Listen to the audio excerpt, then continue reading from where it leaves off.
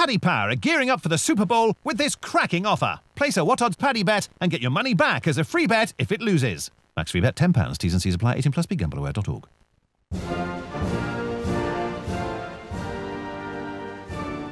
Anyone taking a knee here? Welcome along to the Racing Post Super Bowl Postcast. I'm Bruce Millington. I know nothing about it, but I'm joined by three people who know everything there is to know about Super Bowl, whatever XLL means. It's Phil Aegis and Ian Wilkerson from the Racing Post Sports Desk, and from Paddy Power, Michal Nagel, who's got all the odds and hopefully some wise wagers for Sunday's game. Like I say, it takes place in Minneapolis. I believe it's the coldest Super Bowl ever. They'll have the roof on, won't they? So yeah, it won't we're be indoors. a problem, will it? Okay, it's indoors. Right then, chaps. Let's get stuck in straight away by outlining the shape of the market. So, Michal, perhaps you could just take us through the very basic lines like handicap to win and total points so that we know what we're dealing with here. Yeah, no worries at all, Bruce. We're currently 17 to 10 Eagles, 1 to 2 the Patriots on the match betting. The handicap is currently 4.5 points. We opened up at 6.5, but we kind of punters have been coming in for the Eagles all week long, or all for the last 2 weeks, I guess. So it's like went from 6 to 5 into 4.5. And the total match points are 48 at the moment. Okay, chaps, we'll just basically cover the basics of who's going to win before we get stuck into time of national anthem and who's going to have the most receiving yards and all that kind of thing. Phil, first of all, are you surprised that the money has come for Philadelphia? Not really, because I thought the original handicap was quite big, 6.5, and I was looking to see what the Eagles would be, and the original line was the sort of thing you'd be looking to get involved in. 4.5, not quite as good, but I think it's still worth it. I'd still go Eagles on the handicap. You're with the Eagles, are you? Yep. Why? Surely you know Tom Brady will just orchestrate a winning drive on the final minute and they'll win. It has happened before, as you say. But I think the Eagles are the best all-round team. Better all-round team. They're better in the trenches. Their offensive line's stronger. Their defensive line's stronger. They can get at Brady and make it difficult for him. And their defences have been really strong the last few weeks. They carried the team through the whole season, and they can probably do it again in the playoffs. You get extra marks for saying defence there on defence. I've been practicing that all week. Wilco, what is your view of the game? The view of I think the Patriots will win, but I think that Philadelphia will manage to stay within 4.5 points. This is their the Patriots' 7th Super Bowl under Bill Belichick, and all of them, apart from last year's Freak Fest, have been settled by a 4-point margin or lower. As you say, we often see Tom Brady coming down and doing his Roy of the Rovers bit and getting them over the line at the end of the game. I could quite foresee that happening again, but I think Philly have got a good chance of staying with them. They've been underrated.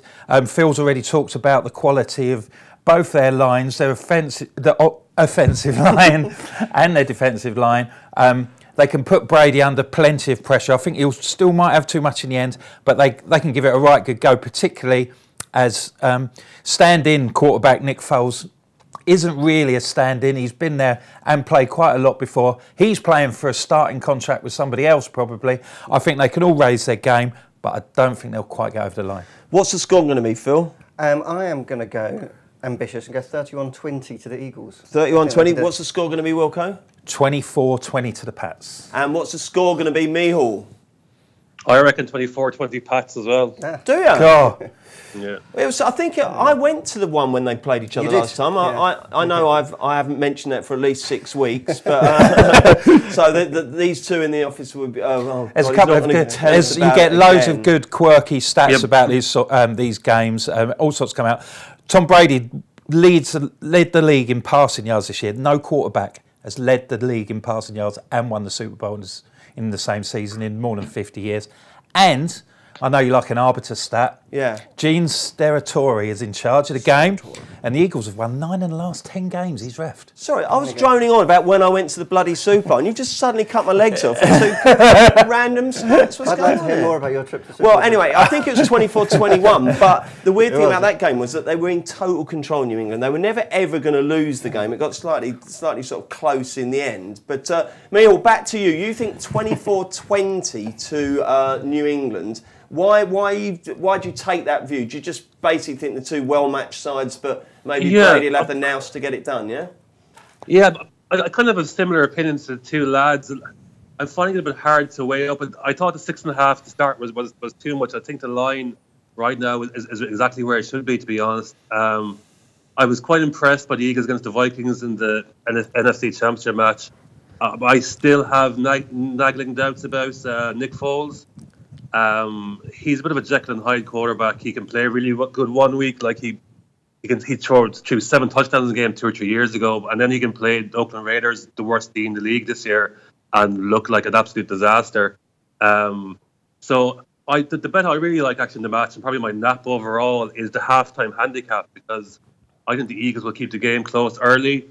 So it's Eagles +3 at the moment. I think that's a great bet. If the handicap for the whole match is 4.5 points, if you can get 3 points at half-time handicapping is a fantastic bet. Okay, well, keep those sort of tips coming, because there's a lot of us who are very unlikely to last the trip. So anything involving the first play or the first quarter, I'm all for that. Now, talking about two well-matched teams, regular season records, phenomenally close, both 13-3. Philadelphia scored 1 point fewer than New England and conceded 1 point fewer. That's absolutely uncanny, isn't it? What are the differences between the teams, though, Phil? Differences. Philadelphia have been, so they're defense based. I mean, this game and the fact they're in the Super Bowl is kind of the argument against people who were saying that Carson Wentz, their quarterback for most of the season, was a league MVP candidate, and because if he was the reason they were winning all their games, they wouldn't have won the last couple in the regular season. They wouldn't have won the 2 playoff games. The reason they did win all those games was because the defence was playing really well. A very strong running game, because they keep possession of the ball, which means they don't have to ask the quarterback to do too much. He's got plenty of space and time back there for when he does want to throw. And Foles has proved almost as good at doing that as Wentz was. And Foles is no mug. I mean, when he won last week, they were saying, "Oh, game of his life, he'll never do that again." And Foles holds the NFL record for throwing 7 touchdowns in one game against Oakland, I think it was. Yeah, that's what Michael alluded to earlier. Yeah. Okay, right, again, talking about early bets that will be settled before a reasonably civilised hour. First touchdown, Wilco, who are you going to go for? I'm going to go for Danny Amendola, the receiver for the Patriots.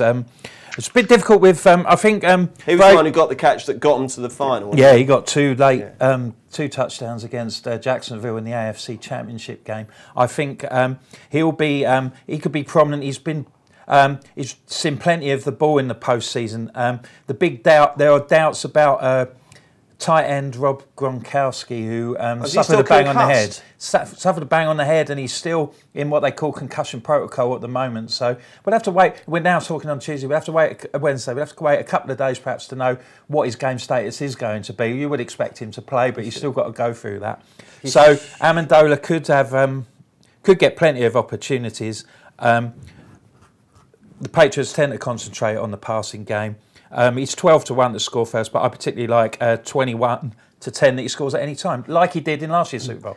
Emil, if Gronkowski doesn't make it, what does that do to the handicap? Does it chip a point off it? I'd say there won't be much for movement, to be honest, Bruce. I think Gronkowski will be fit anyway. I saw him dancing on Instagram there last night. He's going to be fine, but it won't make much of a difference for a Super Bowl markets for one player like a skilled player like Gronkowski to be out. Won't make much of a difference in the line. Okay, have you got a first touchdown scorer fancy for us, Michael? Yeah, there's players on both sides. Like the Eagles are vulnerable to kind of pass catching running backs, so but it's kind of hard to identify who that would be with the Patriots because they got Dion Lewis, White, and Burkhead. Solely on the basis that he's the biggest price of those 3. You can get 14-1 about James White. He scored 3 touchdowns in the Super Bowl last year, but he's a decent bet. And then if you want one on the Eagles side, one player that I like is Corey Clement. Similarly to the Eagles, the Pats are kind of poor against pass catching running backs, and Corey Clement is 17-1 with us first, but there's 25s about, which I think is a good price. There's 5-1 about him anytime, which I think is a really good price. I think the Eagles will be chasing the game later on. So Corey Clement in the Eagles and James White for the Pats. Lovely. And Phil, who's yours? Well, if the Pats score, then I'd go with Amendola as well. He's the classic Bill Belichick Patriots little nippy receiver in the mould of Julian Edelman, who's now injured, and Wes Welker before him, the racehorse owner. Yeah. But if it's the Eagles, just be careful if you're thinking of J.A.J. because he's the Eagles running back. I think he'll score running touchdowns. LeGarrette Blount is the one who will come in and score if it's anywhere near the touchline for the play. So he'd probably be my pick, LeGarrette Blount for the first one. He's got 10 playoff touchdowns in his career, 2 this season, one in each game, which puts him 7th on the list all time of playoff touchdowns. He doesn't really get much fanfare. He's behind only the greats of the game in that list. And if you want a really fanciful, bigger price one, Eagles defence and special teams. Brady has committed a couple of early pick sixes, mostly early in the season rather than recently. But it's not impossible if they get him under pressure. And who's the man in that case? Or can you just You don't need to. You're just Eagles and defence and special teams. Oh, really? You do that? You get a lot of them for about 25 to 1. Oh, lovely. I like the sound of that. OK, we'll delve further into the list. There's a zillion prices on offer, so I'm sure the boys have got some great ones, and they'll come up next. Paddy Power are gearing up for the Super Bowl with this cracking offer. Place a What Odds Paddy bet and get your money back as a free bet if it loses. Max free bet £10. T's and C's apply. 18 plus. BeGambleAware.org. Oh, by the way, Emil, we should mention this. Although all the lads, all you three think it will be a close game, there is a nice special on offer, isn't there? If you've had a match bet and someone does open up a decent lead, tell us about that. Yeah, like we have a special where if the team you have a match bet on go 14 points up, we pay you out early. So it's a nice little one, and might ensure you can go to bed early if the Pats are running away with it at half time. Absolutely, that sounds good. Right then, let's get stuck into all these weird and wonderful stat-based things: total sacks, first penalty, total penalty yardage, how many field goals, etc., etc. I hope you've been studying up. I hope you've got some good ones for us. Phil, you go first. Do you want the really silly ones or the game-related ones? We'll have the game-related ones. We're going silly next. Game-related ones. I've done Eagles defensive TD has been mentioned. Amendola total receptions. I think that could work either way because if they're losing, then they'll be short passes down the field to him. So, and how many's that? How many does he need to have to cop there? I hadn't actually checked the line. All right, 280.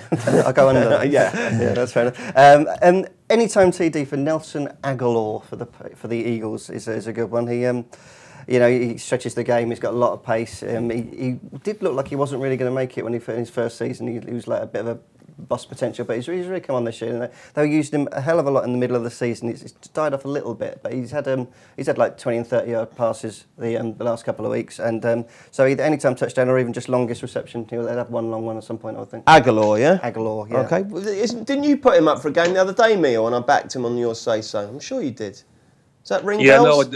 No, I did put him up. He's having a good season. I think he's a decent bet any time as well. Again, he's the Patriots are good against kind of the deep threats like Torrey Smith and Jeffrey, but not so strong against receivers in the slot. So I think Aguilar is a good bet anytime. Okay, anything else from you, Mihal, on the stat-based markets? Yeah, there's a few ones I like. The first score to be a safety is one I like.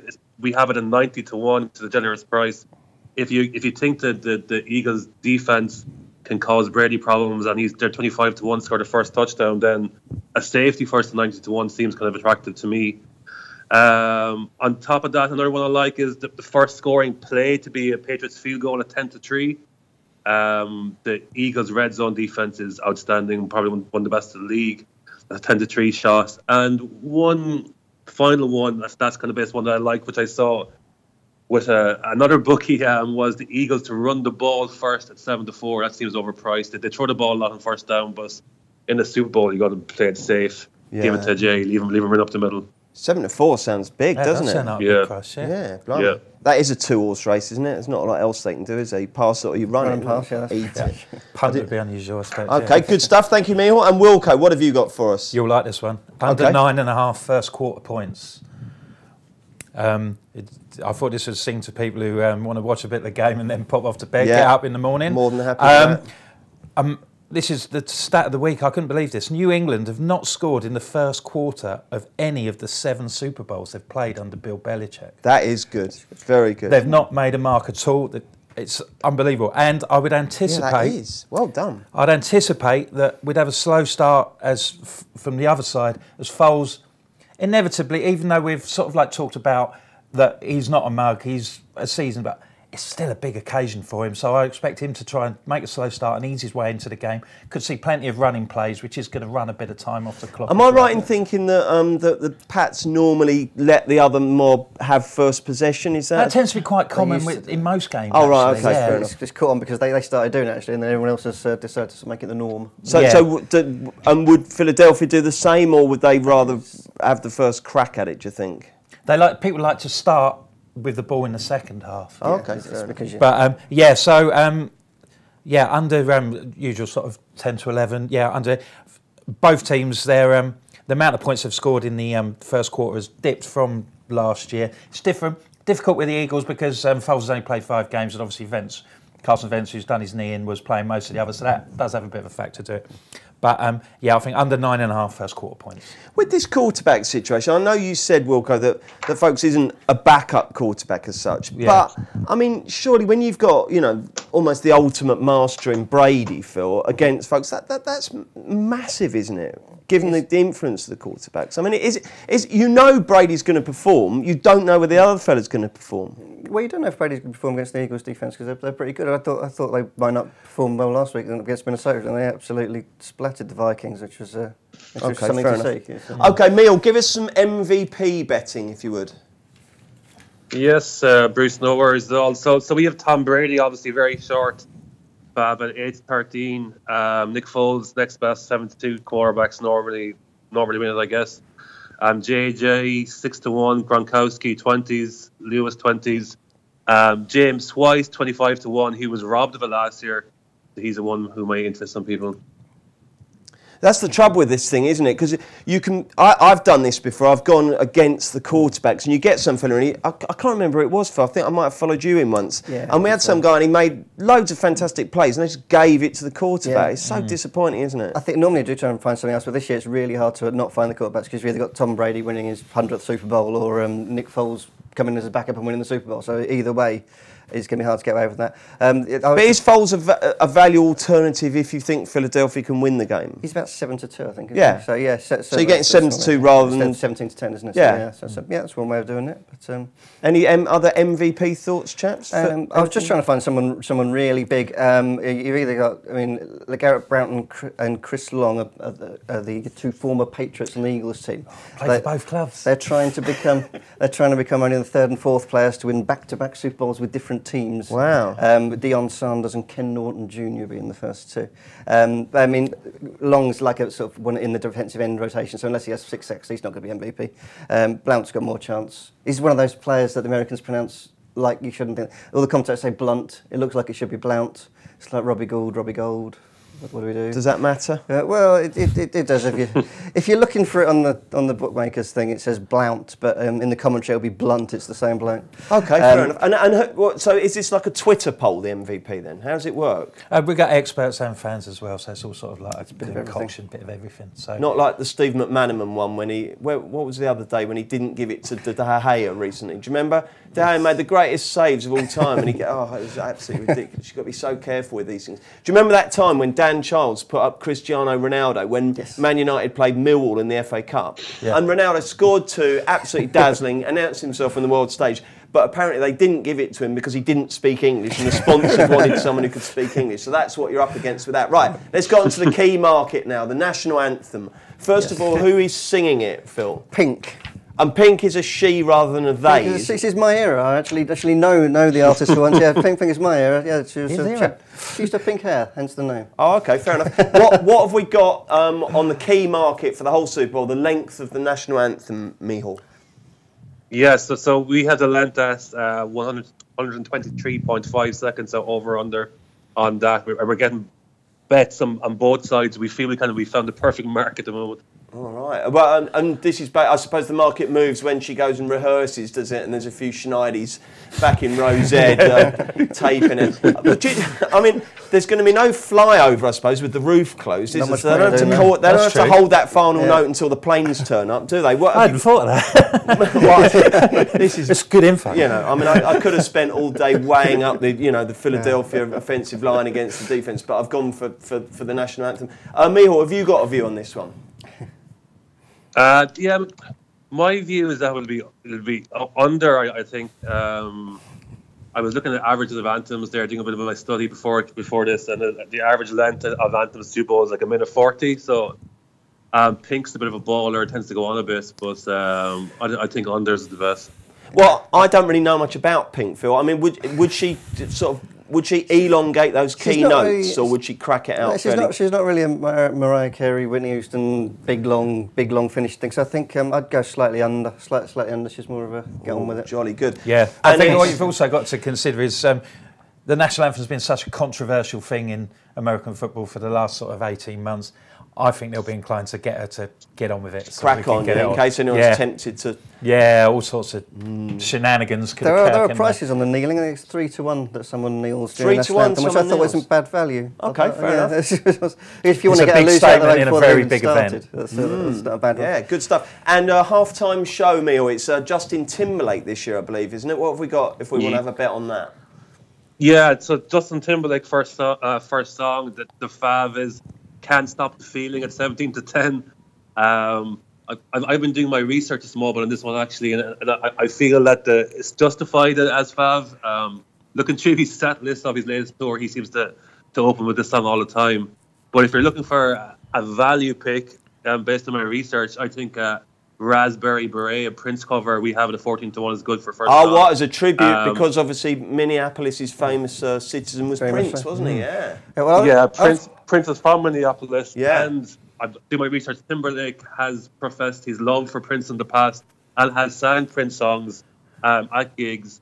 So 14-1 to sing Raspberry Beret, but he's 7-5 with us to sing any Prince cover song, which I think is a good bet as well. Okay. I'd definitely say that then, because I was going to do an Ask Paddy. I was going to ask what price for "Let's Go Crazy" to be the first song. So I think that'd be the perfect one to come on to in Minneapolis the year after Prince died. Yeah. I think Prince also did the best ever Super Bowl halftime show, didn't he? Did he? Yeah, it was, did Purple Rain in the Rain. It was. When I went in 2005, right, shut up now. Where Paul McCartney, it was all right. Paul McCartney. It was all right. It wasn't too bad. I'd rather have had Prince. Didn't we win last year, by the way? It was Katy Perry. Didn't we win?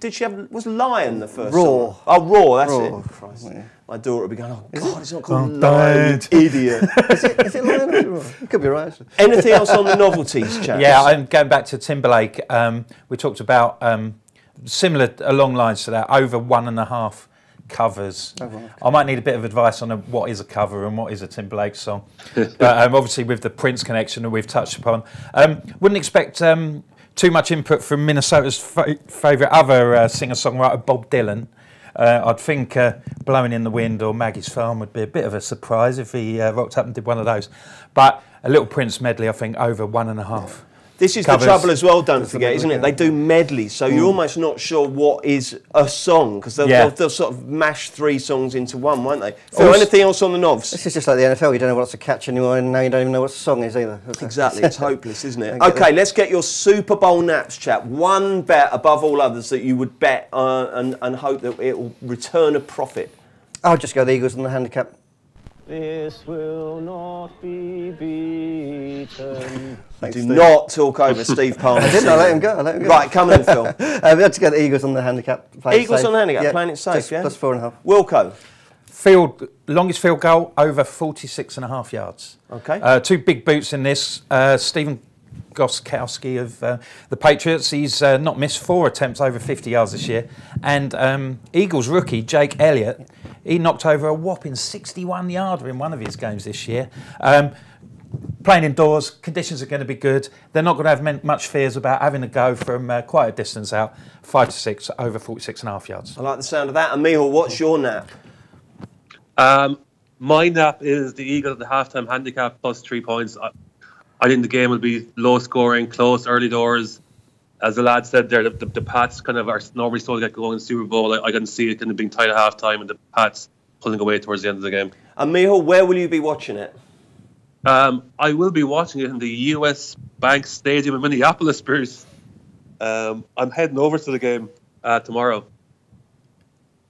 Okay, and Phil, where are you watching it? So I'm not quite as exotic. I'll probably either be at home or still on the train because I'm working Sunday. Train? Oh, give me all that. 11. You're not going to still be on the train at 11. You're not going to crack the railways down to your village. Honestly, it has to give it the old, I've worked so hard, it's so hard done by. It's a good time to mention it. Wilco? Yeah, I wish I was going to Minneapolis, but unfortunately, I'll be out with some of the boys in the office. I think we'll be in a venue somewhere in central London. Empire Casino, Leicester Square is usually a favourite. We might end up there, but with plenty to do this week for previewing the game, I tend to leave it to others and I just rock up. So. Mihal wins the who's watching it in the best location. Yeah. Well played, mate. Now, obviously, the morning after the Super Bowl, I'm sure Paddy Power and all the other bookmakers will be pricing up the 2019 Super Bowl. Just very briefly, chaps, give us some thoughts on who you might be looking at there, Phil. Maybe we might get the one that we could have had this year, which would have been better than this one. I think Jacksonville, Minnesota, the two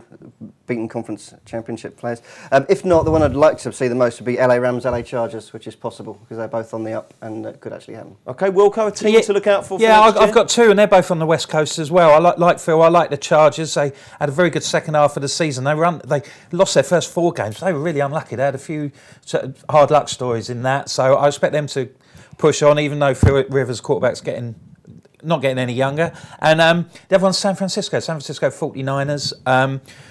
Lost their first 8 games, but finished like a train. I think they could pick up. They're both about 28 to 1, 33. So lovely. Okay. Might be a bit of early value in them. And Mihal, who's your team to follow for next year?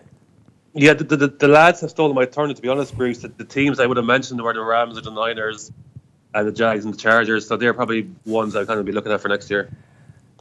Jolly good. Okay, chaps, thank you very much indeed. Don't forget there is comprehensive coverage of the Super Bowl in Sunday's Racing Post and also online at racingpost.com.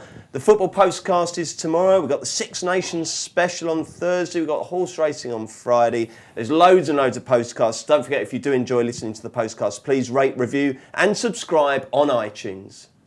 Paddy Power are gearing up for the Super Bowl with this cracking offer. Place a What Odds Paddy bet and get your money back as a free bet if it loses. Max free bet £10. T's and C's apply. 18 plus. BeGambleAware.org.